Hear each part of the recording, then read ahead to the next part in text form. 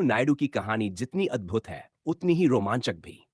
एक साधारण इंजीनियर जिसे कभी नहीं सोचा था कि वो रतन टाटा जैसे शख्स के साथ काम करेगा और आज वो उनके सबसे भरोसेमंद मैनेजर में से एक है। है ना ये अद्भुत?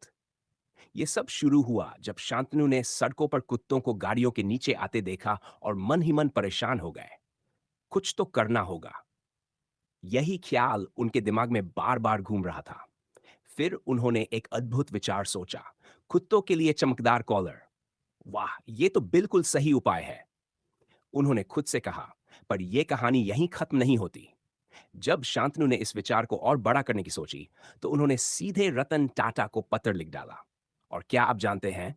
रतन टाटा ने उनका पत्र पढ़ते ही उन्हें मिलने बुला लिया। सोचिए कितनी बड़ी बात थी ये। वो दिन शांतनु के लिए एक सपने जैसा था।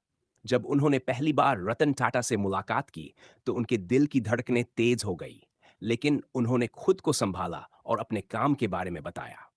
रतन टाटा इतने प्रभावित हुए कि उन्होंने शांतनु को अपनी टीम में शामिल कर लिया। सच में? शांतनु ने मन ही मन कहा। यह तो जैसे उनकी जिंदगी का सबसे बड़ा मोड़ था। और अब वो सिर्फ एक साधारण कर्मचारी नहीं, बल्कि रतन टाटा के सबसे करीबी मैनेजर में से एक है। अद्भुत है। सोचिए, शांतनु नायडू, जो टाटा मोटर्स में एक साधारण इंजीनियर थे, उन्होंने बेसहारा कुत्तों की सुरक्षा के लिए glow in the dark collar बनाया। क्या आप यकीन करेंगे? उनके इस आविष्कार ने रतन टाटा का दिल छू लिया। रतन टाटा ने शांतनु को एक व्यक्तिगत पत्र लिखा, जिसमें उन्होंने उनके काम की इतनी तारीफ की कि शांतनु के लिए यह किसी सपने जैसा था। आखिर कौन सोच सकता था कि इतने बड़े उद्योगपति उन्हें सीधे सराहेंगे? फिर क्या था? शांतनु ने तुरंत निर्णय लिया, मुझे रतन टाटा से मिलना है। और जब यह मुलाकात हुई, तो बस मानो दोनों के बीच एक अनोखा रिश्ता बन गया।